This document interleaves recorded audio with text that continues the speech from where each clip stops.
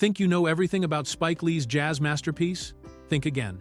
From a bizarre title change involving John Coltrane's widow to the film's uncredited Marsalis brother, to Denzel Washington's trumpet fraud that fooled audiences worldwide, Mo Better Blues harbors secrets stranger than fiction. These 15 jaw-dropping revelations will forever change how you see this 1990 classic. Fact 1. The original title was forbidden. Before Mo Better Blues became the title we know today, Spike Lee had his heart set on something completely different. The film was originally going to be called Love Supreme, a direct tribute to jazz legend John Coltrane's groundbreaking 1965 album, A Love Supreme. For Lee, this title perfectly captured the spiritual and musical essence he wanted to bring to his jazz film, honoring one of the most revered albums in jazz history. John Coltrane's A Love Supreme isn't just any jazz album, it's considered a masterpiece that represents Coltrane's spiritual awakening and his devotion to a higher power through music. The four-part suite was recorded in one session and became a defining moment in jazz, making it seem like the perfect inspiration for Lee's movie about a dedicated trumpet player's relationship with his craft. However, Lee's plans hit an unexpected roadblock when he approached Alice Coltrane, John's widow, for permission to use the title. Alice Coltrane was not just the late musician's wife, but also an accomplished musician and spiritual seeker in her own right. When she reviewed the script and learned about the film's explicit sexual content and adult themes, she made the decision to withdraw her permission for Lee to use the Love Supreme title. The rejection forced Lee to scramble for a new title. The film went through a temporary phase where it was called Variations on the Mo Better Blues, until at least May of 1990. Eventually, Lee settled on simply Mo Better Blues, which came from a line of dialogue in the film itself. While the final title worked perfectly for the movie's tone and style, Lee's original vision of connecting his film to Coltrane's spiritual jazz legacy was lost due to concerns about the movie's mature content conflicting with the sacred nature of Coltrane's work. Fact 2. Denzel's trumpet playing was elaborate fraud. When audiences watched Denzel Washington command the stage as jazz trumpeter Bleak Gilliam in Mo Better Blues, they witnessed what appeared to be a masterful musician at work. However, the reality behind Washington's convincing trumpet performance reveals one of Hollywood's most successful musical deceptions. Before filming began, Washington later admitted that he was lucky if he could play 3 notes of a simple tune on the trumpet, making his on-screen virtuosity nothing short of movie magic. The mastermind behind this elaborate musical fraud was Terence Blanchard, a Grammy-winning jazz trumpeter, who became Washington's secret weapon. Blanchard not only taught Washington how to hold the instrument and mimic the finger movements convincingly, but he also performed every single trumpet note that audiences heard throughout the film. Washington spent 6 months learning to fake trumpet playing under Blanchard's careful guidance, mastering the art of looking like a seasoned jazz musician without actually producing any sound. The training process was incredibly detailed, with Blanchard showing Washington exactly how to position his lips, how to move his fingers on the valves, and how to breathe like a real trumpet player. Washington had to learn to sync his movements perfectly with the pre-recorded music, creating the illusion that he was actually creating those beautiful jazz melodies. The collaboration was so successful that even experienced musicians in the audience were fooled by Washington's performance. What makes this deception even more remarkable is that Blanchard went on to become a regular collaborator with Spike Lee, eventually scoring 13 of Lee's films. The partnership that began with teaching Washington to fake trumpet playing evolved into one of the most successful director-composer relationships in modern cinema. Washington's commitment to learning the physical aspects of trumpet playing was so thorough that his performance remains one of the most convincing examples of an actor successfully portraying a musician on screen. Fact 3. Branford Marsalis lost his own role. In one of the most ironic casting decisions in film history, Branford Marsalis, one of the most celebrated saxophonists of his generation, was originally set to play the role of Shadow Henderson, the ambitious saxophone player who becomes Bleak's rival in Mo Better Blues. However, despite being a real jazz virtuoso who could actually play the instrument that the character was supposed to master, Marsalis found himself replaced by actor Wesley Snipes, leaving the actual musician with nothing more than a small cameo appearance. Spike Lee's decision to cast Marsalis initially made perfect sense, considering that the Branford Marsalis Quartet was already providing the musical backbone for the entire film. Marsalis was not only an accomplished performer but also had the authentic jazz credibility that would have brought real legitimacy to the character of Shadow Henderson. His reputation in the jazz world was already well established, and having him play a saxophonist would have given the film an extra layer of musical authenticity that few movies could claim. However, Lee ultimately decided that he needed a professional actor to handle the dramatic demands of the role, leading him to choose Wesley Snipes instead. This decision meant that while Snipes would have to learn to convincingly mime playing the saxophone, Marsalis would provide the actual musical performance that audiences would hear. The irony becomes even more pronounced when you consider that Snipes, like Denzel Washington with the trumpet, had to undergo extensive training to look like he could play an instrument that Marsalis had already mastered years earlier. Despite losing the acting role, Marsalis remained heavily involved in the project, with his quartet providing the film's jazz performances and Marsalis himself appearing briefly on screen. The situation created the unusual circumstance where the real musician was relegated to the background while an actor took center stage pretending to play the music that the actual musician was creating behind the scenes. Fact 4. A real jazz legend played drums. While most of the musicians in Mo Better Blues were actors pretending to play instruments, there was one major exception that audiences might not have noticed. Jeff Tain Watts, the drummer for Bleek's quintet in the film, was actually the real deal, a genuine jazz legend who was performing his own instrument both on screen and on the soundtrack. This made him the only member of the fictional band who was actually creating the music that audiences heard, while also appearing as an actor in the scenes. Watts wasn't just any drummer brought in to fill a role. He was already an established member of the Branford Marsalis Quartet, the same group that provided all the musical performances for the film. His presence in the movie created a unique situation where one band member was playing himself while the other musicians were being portrayed by actors who had to learn to fake their performances. While Denzel Washington and Wesley Snipes were busy learning to convincingly mime their instruments, Watts could focus entirely on delivering authentic musical performances because he was already a master of his craft. The decision to cast Watts as the drummer made practical sense for Spike Lee, since having the actual musician playing drums eliminated the need for complex audio synchronization that was required for the other instruments.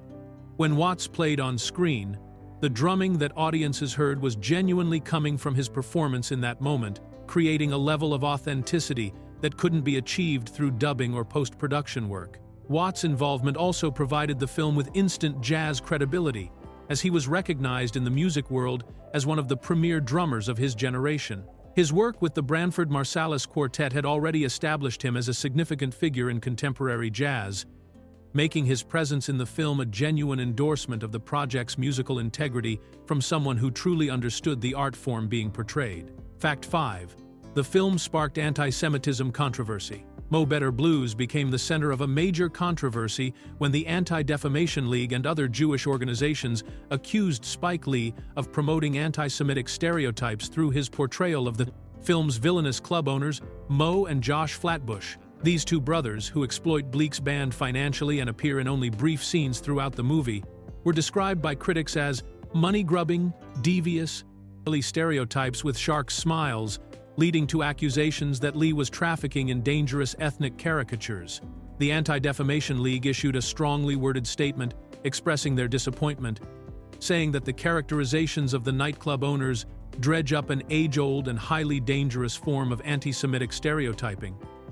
What made the criticism particularly pointed was that it came directed at Lee, whose previous work had focused on breaking down racial stereotypes and fighting prejudice. The organization noted the irony that someone who had built his reputation on challenging racism was now being accused of employing the same tactics against another group. Lee's response to the controversy only seemed to make matters worse. Rather than backing down or apologizing, he defended his portrayal by making statements that many considered to be anti-Semitic themselves. In interviews, Lee argued that his film couldn't be anti-Semitic because Jews run Hollywood, stating, "That's a fact," and questioned whether there was a double standard at work given the long history of negative portrayals of African Americans in film. He also pointed to the historical reality of Jewish people exploiting black musicians in the entertainment industry as justification for his characters. The controversy followed Lee for years, with critics and Jewish organizations continuing to reference the Flatbush brothers whenever discussing Lee's work. Film critics like Karen James of the New York Times and David Denby of New York Magazine weighed in on the debate, with some arguing that the characters became problematic tokens representing an entire ethnic group, since there were no positive Jewish characters to balance them out. Fact 6.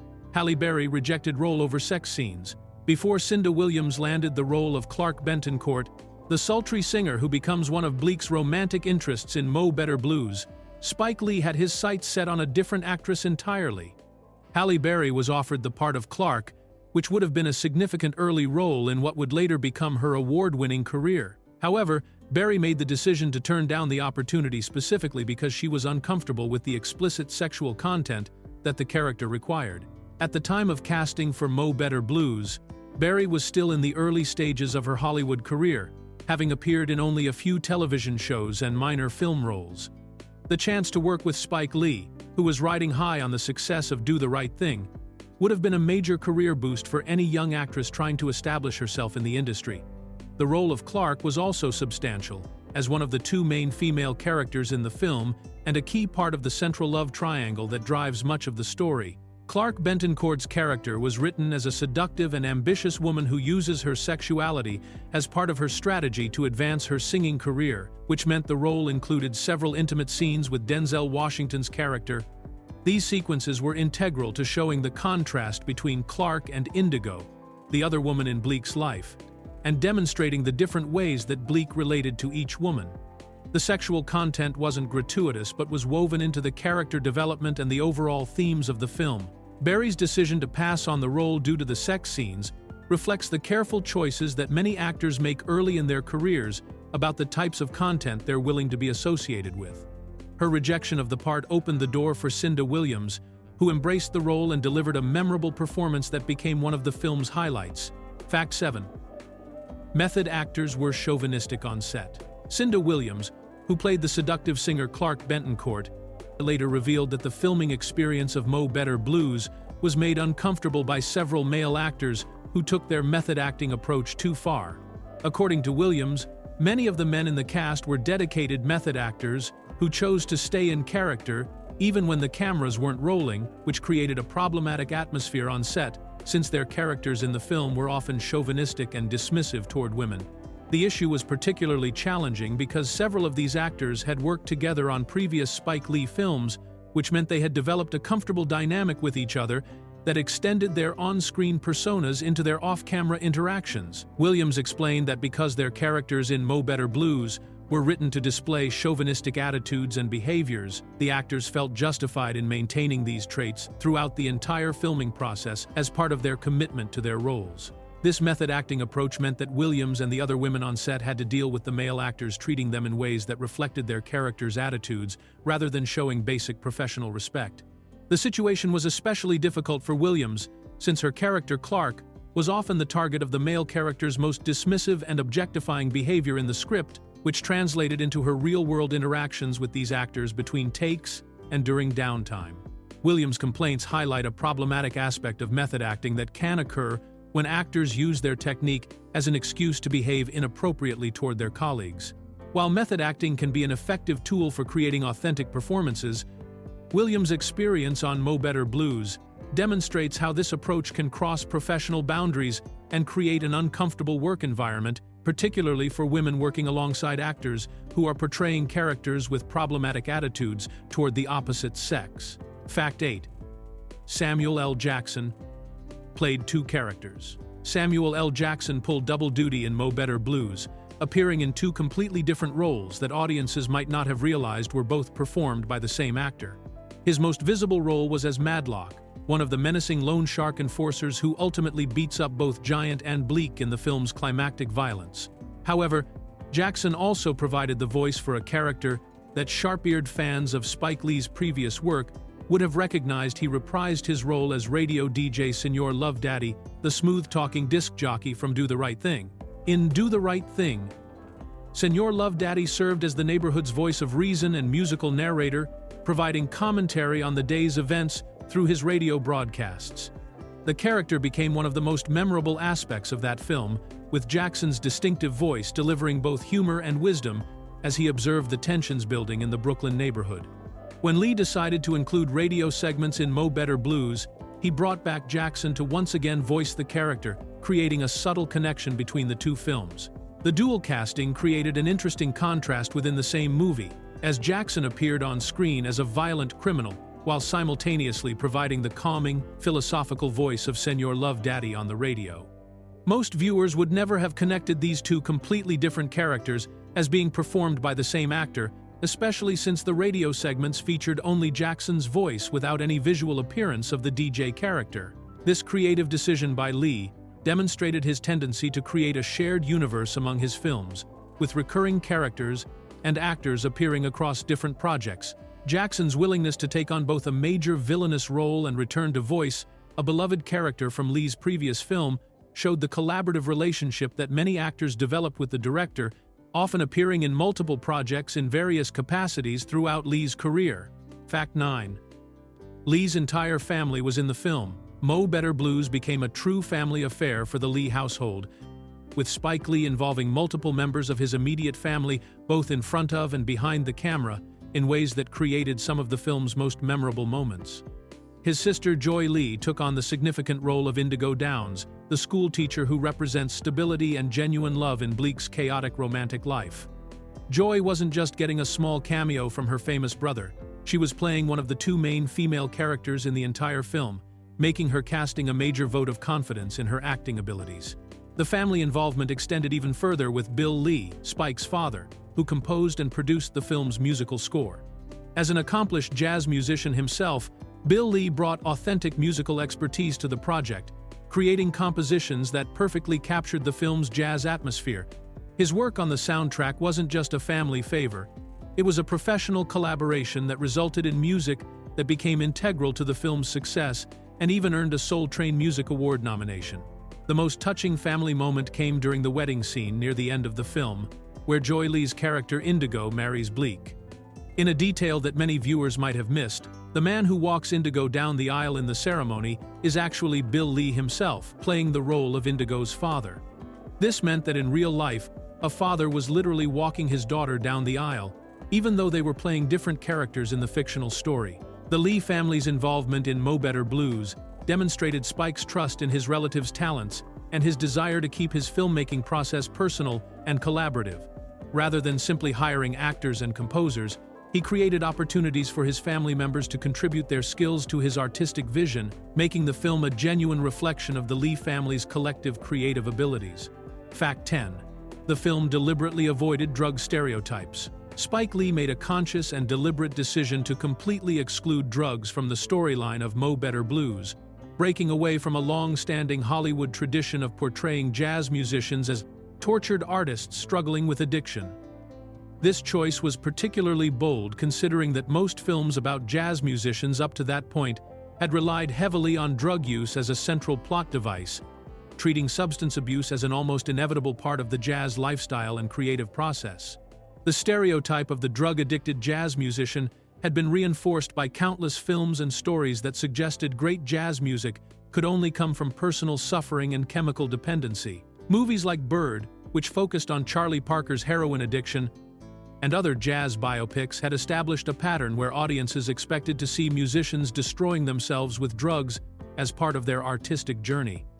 This narrative had become so common that it seemed almost impossible to tell a story about serious jazz musicians without including scenes of addiction and recovery. The musicians in Mo Better Blues face real problems, but those problems come from their personal choices and circumstances rather than from substance abuse. This approach allowed Lee to present jazz musicians as complete human beings with complex lives that weren't defined by their relationship to drugs. By removing addiction from the equation, he could explore themes of ambition, loyalty, love, and artistic dedication without falling back on the tired trope of the tortured addict. The film demonstrated that jazz musicians could be compelling characters with meaningful struggles that didn't require chemical dependency to drive the narrative forward. Fact 11. An uncredited Marsalis brother helped produce. While the Branford Marsalis Quartet received prominent billing for their musical contributions to Mo Better Blues, another member of the talented Marsalis family was working behind the scenes without receiving any official recognition for his efforts. Delfeo Marsalis, Branford's younger brother, reportedly played a significant role in producing most of the film's musical recordings, yet his name never appeared in the credits, despite his substantial contributions to the project. Delfeayo Marsalis was already an accomplished musician and producer in his own right, having worked on numerous jazz recordings and established himself as a skilled trombonist and studio professional. His expertise in music production made him a valuable asset for a film that required high-quality jazz performances to be recorded for both the soundtrack and the scenes where the actors would be miming their performances. The technical aspects of recording jazz music for a film soundtrack require specialized knowledge, and Delfeayo's experience would have been crucial for achieving the authentic sound that the movie needed. According to reports, Delfeayo worked closely with Bill Lee, Spike's father, who was officially credited as the composer and producer of the film's music. While Bill Lee received the formal recognition for the musical direction of the project, Delfeayo apparently provided significant assistance in the actual production work, helping to shape the recordings that would become the backbone of the film's audio landscape. His involvement would have been particularly important given that the music needed to sound convincing when paired with the visual performances of actors who were learning to fake playing their instruments. The fact that Delfeayo's contributions went uncredited raises questions about the politics of film production and how credit is assigned for collaborative creative work. His omission from the credits meant that audiences and industry professionals were unaware of his role in creating the film's musical foundation, potentially limiting recognition for his professional contributions to one of the most musically ambitious films of 1990. Fact 12. Robin Harris's final performance. Mo Better Blues holds the tragic distinction of being one of the final completed performances by comedian and actor Robin Harris, who died on March 18, 1990, nearly 6 months before the film's release in August of that year. Harris played Butterbean Jones, a memorable supporting character in the film, and his death meant that audiences were watching one of his last on-screen appearances without initially knowing they were witnessing the end of a promising career that had been cut short far too early. Harris had already established himself as a regular collaborator with Spike Lee, having appeared in Do the Right Thing the previous year, where his comedic timing and natural screen presence made him a standout performer. His work in that film had demonstrated his ability to bring both humor and authenticity to his roles, making him a valuable addition to Lee's regular ensemble of actors. The partnership between Harris and Lee seemed destined to continue for many more projects, making his sudden death particularly devastating for both personal and professional reasons. The timing of Harris's death created a bittersweet situation for the film's release, as audiences and critics were able to appreciate his performance while simultaneously mourning the loss of his talent. His role as Butterbean Jones showcased the same comedic skills and charismatic personality that had made him popular in his stand-up comedy career and his previous film work. The character provided some of the film's lighter moments, offering comic relief in a story that dealt with serious themes of love, ambition, and betrayal. In recognition of Harris's contribution to the film and his friendship with the cast and crew, Mo Better Blues was dedicated to his memory. The dedication served as a tribute to an actor whose career was just beginning to flourish when it was unexpectedly ended, leaving behind a small but memorable body of work that included this final collaboration with Spike Lee. Fact 13. Greenwich Village became a jazz club. The iconic Beneath the Underdog Jazz Club, where Bleek's quintet performs throughout Mo Better Blues, was actually a clever movie magic transformation that combined two completely different locations to create one convincing venue. The exterior shots of the club were filmed at the Cherry Lane Theatre, a historic venue located at 38 Commerce Street in Greenwich Village, nestled between Bedford and Barrow Streets. However, this legitimate theater was dressed up and disguised to look like a jazz club that supposedly existed on West 52nd Street during the 1950s. The Cherry Lane Theatre was an interesting choice for this transformation, as it's one of New York's oldest continuously operating theaters, having been founded in 1924. The building's authentic vintage architecture and Greenwich Village location provided the perfect backdrop for creating the illusion of a classic jazz venue from an earlier era. The production team added period-appropriate signage, lighting, and decorative elements to make the theater's exterior appear to be a thriving jazz club from decades past. The fictional address of West 52nd Street was particularly significant because that area was historically known as Swing Street during the Jazz Age, where legendary clubs like the Famous Door, the Onyx Club, and the Three Deuces once operated. By placing their fictional club on this famous street, the The filmmakers were connecting their story to the real history of New York's jazz scene, even though they were actually filming in a completely different neighborhood. While the exterior shots captured the authentic New York street atmosphere using the Cherry Lane Theater, the interior club scenes were filmed on a studio set, allowing the production team complete control over the lighting, acoustics, and camera angles needed for the musical performances. This combination of real location and studio work created a seamless illusion that transported audiences into what felt like a genuine jazz club from the golden age of the music. Fact 14. Bleek's name came from Lee's father. The unusual and memorable name of the film's protagonist, Bleek Gilliam, wasn't something that Spike Lee invented out of thin air. It actually came from a very personal source within his own family. The nickname Bleek was derived from Bill Lee's own nickname, making the character's name a direct tribute to Spike's father, who was already playing a crucial role in the film as the composer of the musical score. This personal touch added another layer of family connection to a project that was already deeply rooted in the Lee family's creative collaboration. Bill Lee was not only an accomplished jazz musician who brought authentic musical expertise to the film, but he was also someone whose personal identity became woven into the fabric of the story itself. By using his father's nickname for the main character, Spike Lee was creating a connection between the real-world jazz musician who was crafting the film's sound and the fictional jazz musician who was the heart of the story.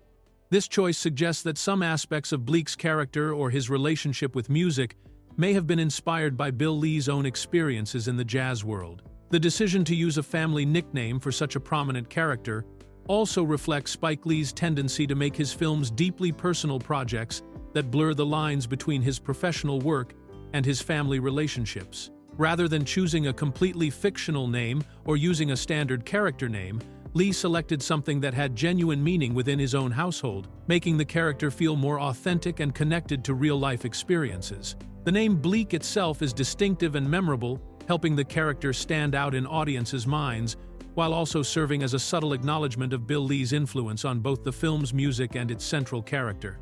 This naming choice represents another example of how Mo Better Blues functioned as a family collaboration that extended beyond just casting and composing into the very identity of the story's protagonist.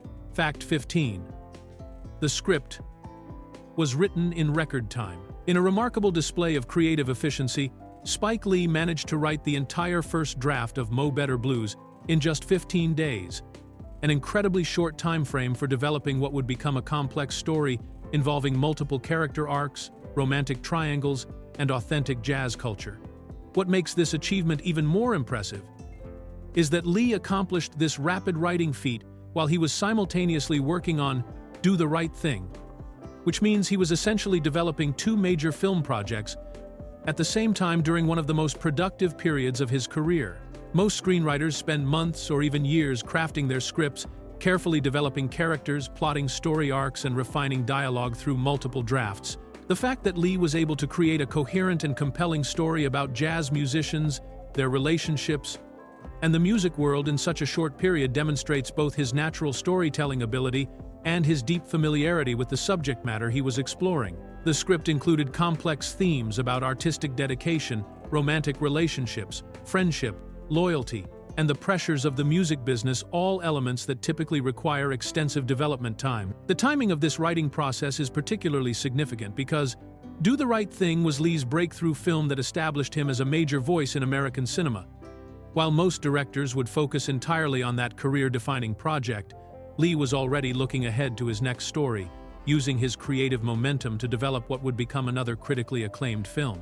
This rapid writing approach suggests that Lee had been thinking about the themes and characters of Mo Better Blues for some time before actually putting them down on paper. The 15-day writing schedule also reflects Lee's hands-on approach to filmmaking and his preference for maintaining creative control over his projects. By writing quickly and decisively, he was able to move from concept to script without losing the initial inspiration that sparked the story.